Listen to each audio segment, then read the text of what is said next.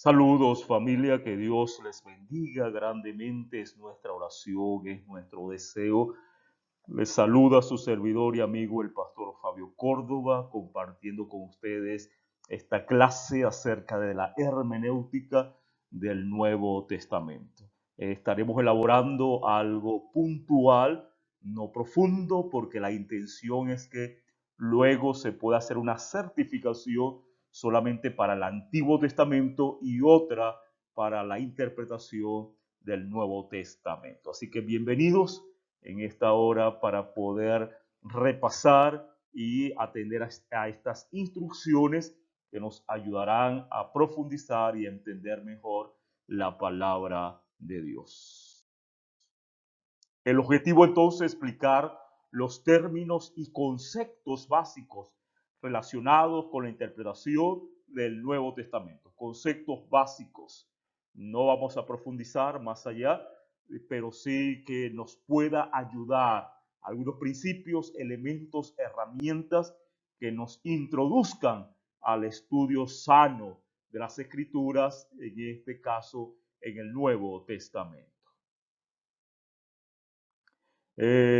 Podemos hablar primero los libros del Nuevo Testamento, 27 libros, tenemos los evangelios, Mateo, Marcos, Lucas y Juan, tenemos Hechos de los Apóstoles, el evangelio se extiende, como lo presenta allí el libro de Hechos de los Apóstoles, tenemos las epístolas paulinas, Gálatas, primera y segunda de Tesalonicense, primera y segunda carta a los Corintios. Entendemos que el apóstol Pablo escribió más cartas a los Corintios, pero solamente tenemos 2 de esas 4 cartas que el apóstol Pablo escribió. Tenemos Romanos, Filemón, Colosenses, Efesios, Filipenses, Tito, primera y segunda de Timoteo y Hebreos, que aunque algunos dudan de que haya sido Pablo el autor, nosotros sí creemos y aceptamos que esta homilía fue escrita por el apóstol Pablo. Tenemos las epístolas generales como Jacobo, que nosotros tenemos como Santiago, pero realmente su nombre es Jacobo. Judas, primera y segunda de Pedro, primera, segunda y tercera de Juan. Y por supuesto Apocalipsis, donde se nos presentan los planes de Dios para el universo entero, especialmente para la tierra, y la soberanía y el control que tiene Dios de la historia de la humanidad. Los evangelios, tenemos Mateo, Marcos, Lucas y Juan. Mateo, un discípulo, fue testigo ocular, su audiencia son los judíos, es decir, él escribe a los judíos. Estas son parte de las presuposiciones que debemos tener al estudiar, por ejemplo, los evangelios. Presenta a Jesús como el Israel personificado. Jesús triunfa donde Israel fracasó. La palabra clave es cumplimiento. Por eso leemos en el Evangelio para que se cumpliera, para que se cumpliese lo dicho por el profeta. Presenta a Jesús como el Mesías Rey, que es el Mesías que el pueblo judío esperaba. Nos registra lo que Jesús dijo más que lo que Jesús hizo. Nos presenta a Jesús como el gran maestro. Su orden no es tanto cronológico, sino lógico. Y presenta a Jesús, algunos describen que presenta a Jesús como el león. Marcos recibe la información de Pedro, por supuesto inspirado por el Espíritu Santo, le escribe a los romanos como que les gustaban las cosas sobrenaturales, así que le presenta a Jesús como el hombre de acción. Por eso describe o nos presenta más lo que Jesús hizo y no lo que dijo. Es el evangelio más corto de todos. Presenta a Jesús como el buey, como un servidor, y al parecer fue el primer evangelio en ser escrito, lo que nos indica que sirvió como base para los otros evangelios. El evangelio de Lucas recibe información de Pablo y María, por eso tal vez Lucas, quien es historiador, es médico, es un investigador, tiene tanta información acerca de la niñez de Jesús. Es un libro histórico, pero también teológico. Muestra las buenas a los gentiles, especialmente a los griegos. Los griegos buscaban la perfección, así que Lucas le presenta al hombre perfecto. Por eso es que Lucas 6:36, que es el equivalente a Mateo 5:48, dice: sé pues vosotros misericordiosos, como vuestro Padre que está en los cielos es misericordioso. Eso es ser perfecto. El interés, muestra ese interés por las mujeres, pecadores, gentiles, los niños. Eso es ser misericordioso, es ser perfecto. Presenta el aspecto humano de su naturaleza, rostro de hombre. Y Juan, el Evangelio de Juan, testigo ocular, presenta la historia de la salvación, su divinidad, encarnación, presenta a Jesús como águila volando y le escribe, por supuesto, al mundo cristiano. Conocer y entender los grupos, estos 5 grupos, al menos del primer siglo, es importante. Los saduceos, los fariseos, los herodianos, celotes, esenios, para comprender cómo Jesús se relacionó con ellos. Cuando leemos Hechos capítulo 23, versos 6 al 9, leemos que los saduceos, por ejemplo, no creían en la resurrección, ni en espíritu, ni en Mesías, solamente creían en el Pentateuco, del Génesis a Deuteronomio, y lo leían de una manera literal. Entre ellos estaba Anás y Caifás, que eran los sumos sacerdotes de la época. Cuando hablamos de los fariseos, debemos tener cuidado también, porque a veces intentamos describir a los fariseos como que si todos fueran iguales, pero había muchas escuelas, muchos grupos, de los cuales destacan en la escuela de Hillel y Shammai. Y por dar ejemplo, Hillel, si alguien se enfermaba el sábado, Hillel no había problema que la persona fuera al médico o fuera sanada el sábado. Shammai sí tenía problema. Si te sanabas el sábado, había problema si ibas al médico. Quiere decir que cuando Jesús sana a alguien y los fariseos se ponen en contra de ese accionar, es lo de las casas de Shammai, porque habían fariseos que estaban de acuerdo con lo que Jesús estaba haciendo. Acerca del divorcio, Hillel establecía que se podía divorciar por cualquier razón. Shammai decía que era por adulterio. Vemos cómo Jesús toma esa línea de Shammai como enseñanza. Por supuesto, Jesús no entra en ninguno de esos grupos. Tenemos los herodianos, que simpatizaban con los Herodes.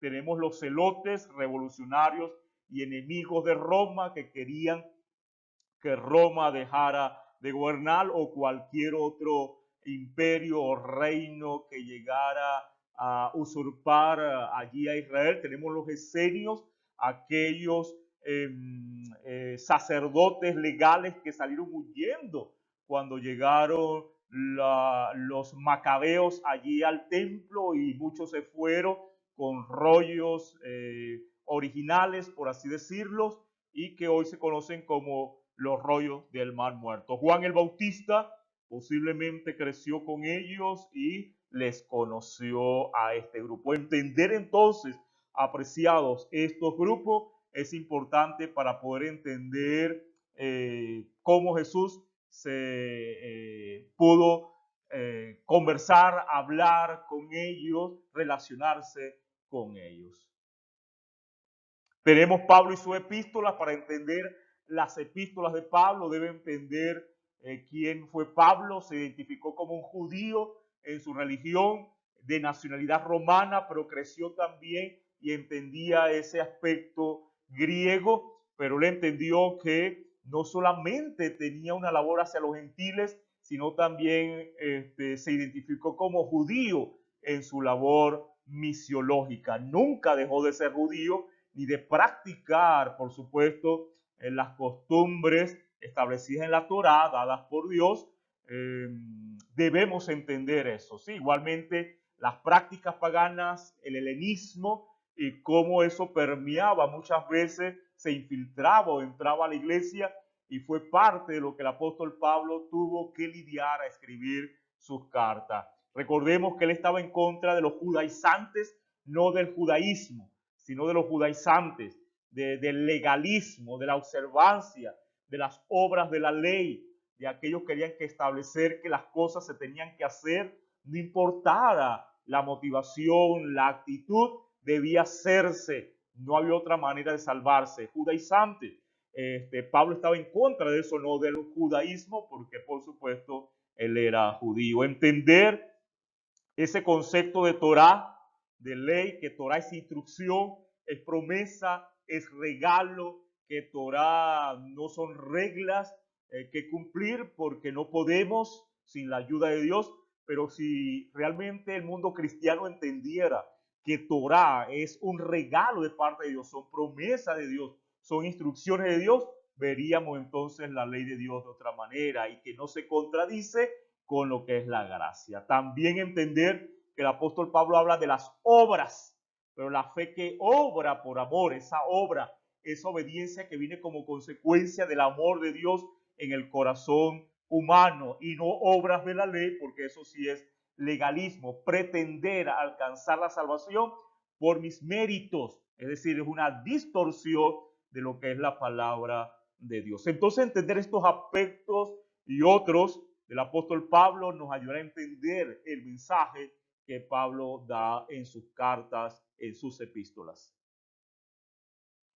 Tenemos el libro de Hechos de los Apóstoles, allí presentamos una estructura de cómo el evangelio fue avanzando, fue creciendo, testigos en Jerusalén, luego en Judea y Samaria, y luego hasta lo último de la tierra. Vemos cómo el pueblo recibe poder de parte del cielo. La iglesia entonces comienza a progresar, a expandirse. Luego entonces vemos los viajes del apóstol Pablo, vemos allí cómo comienza entonces con los judíos, con Pedro, los samaritanos con Felipe y por supuesto Pablo hacia los gentiles. Conocer el libro de los Hechos de los Apóstoles o Hechos del Espíritu Santo, como algunos lo han catalogado, nos ayudará a entender también cómo debe ser el crecimiento y la predicación del evangelio. Tenemos también las cartas generales, importantes en su temática, en su mensaje. Tenemos la epístola de Jacobo, que nosotros conocemos como Santiago. Recuerden que ese Santiago es por la costumbre de colocarle San a todos, San Mateo, San Marcos, San Jacobo. Entonces cuando tradujeron Santiago.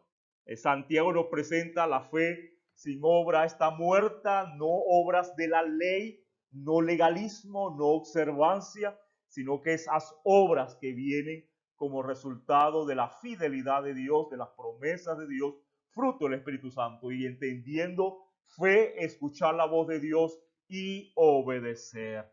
La primera carta de Pedro, perseverancia a pesar de la persecución, vendrán los problemas, las persecuciones, pero hay que perseverar, hay que aguantar con alegría, con esperanza, porque las adversidades que le vienen al Hijo de Dios se convierten en una prueba y las pruebas fortalecen nuestra fe. La epístola de Judas, seguir luchando vigorosamente por la fe, por la fidelidad de Dios que se exhibe en la vida del creyente. La segunda carta de Pedro, ¿qué hubo de esa promesa de su venida? ¿Acaso no se cumplirá? ¿Acaso ha tardado?